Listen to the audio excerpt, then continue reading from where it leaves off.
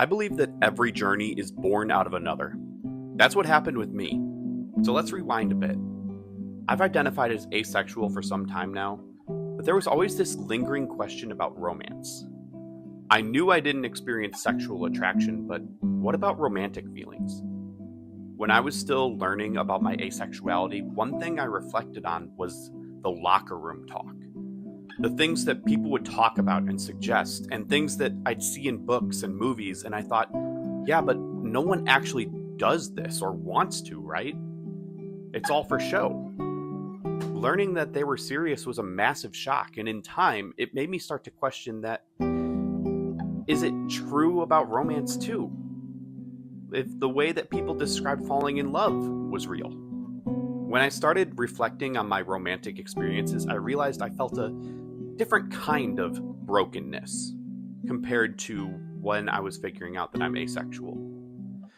I wanted romance. I liked the concept of romance, and I wanted a romantic relationship, and for the most part, liked being in a romantic relationship whenever I was in one. But on the other hand, the idea of doing it never appealed to me in the first place, and I never felt any sort of attraction towards anyone in that way.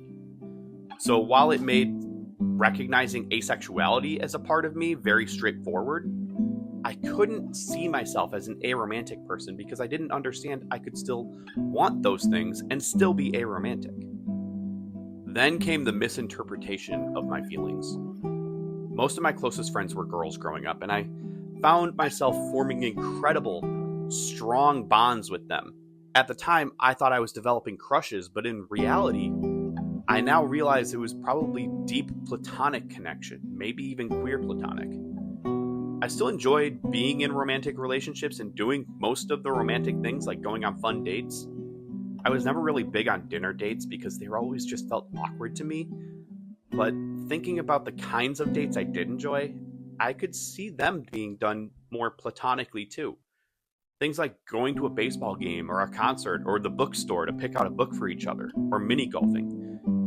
Dates to me were often planned around an activity, and looking back, I think that sort of makes a lot of sense.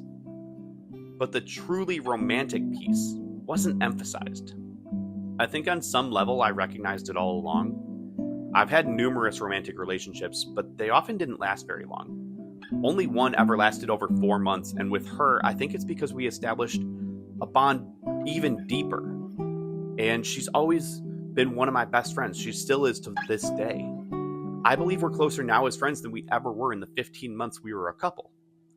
She's also one of the only 3 romantic partners I ever said I love you to. And considering the other 2 were in high school when I thought if someone says it to you, you have to say it back, but didn't understand the gravity behind those words, she's probably the only one I ever meant it to. But still, I know now how I felt about her wasn't romantic. But it was still love. Even reflecting on the girls I thought I did like, the times I actually tried going on more than one date, I realized it was for one of 2 reasons. One, she asked me out first and I felt like I should give it a chance. Or 2, we had related interests. The girl I met at the Motion City soundtrack concert and later went on a handful of dates with. The girls who were working on getting their first books published, and yes, that happened more than once. The girl who loved Gilmore Girls and baseball and John Green books. I started to realize it wasn't the girl. It was the idea of the girl.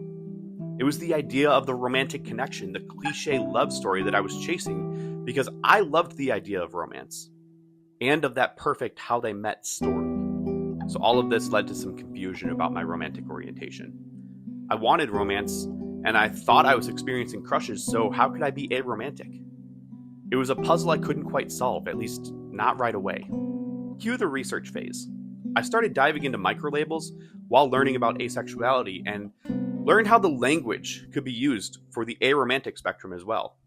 All you really have to do is take the prefix and add romantic and replace the romantic attraction in the definition. For example, reciprosexual refers to someone who does not experience sexual attraction unless they know that the other person is sexually attracted to them first. But recipromantic means someone who does not experience romantic attraction unless they know that the other person is romantically attracted to them first. The prefix can be used for both, and most microlabels are like that. I tried taking online quizzes, like Are You Romantic type quizzes, which aren't the best, but they can help point you in a direction. And I started exploring different online communities like Reddit, seeking out advice and insight. I described my experiences, the falling for friends, the chasing for that perfect love story, but how I also never felt what everyone else was talking about. And in the comments, I was told to check out Romantic and Aromantic. Romantic means experiencing little to no romantic attraction, but still wanting a romantic relationship. That described my own desires to find that closeness and be in a romantic relationship while not feeling attraction towards anyone. So that made sense. And Aromantic means experiencing little to no romantic attraction, but liking romantic love as a concept. With my hopes of finding that perfect love story and my love of romantic movies and books and shows that I enjoyed, Aromantic certainly checked that box. These both really resonated with me. They felt like I found a piece of myself. It did take some time to sit with these labels to understand that I could embrace more than one microlabel, and that was okay. Eventually, I learned to accept, and I'm still working on embracing these identities as part of my true self. For me, it's been a bit harder than my journey of asexuality was. Because as I mentioned, this time it's something I don't feel but still on some level wish I could. But not knowing was like wandering the streets and not even finding any street signs along the way. Now I know what streets I'm on. I have maps that others have drawn out ahead of me. There's mile markers and landmarks along the way. I'm finding my way to whatever lies ahead. And there you have it, my journey of self-discovery as a romantic and aromantic individual. Remember, folks, it's okay to question and explore your identity. You're not alone, and there's a whole spectrum of experiences waiting to be understood and embraced.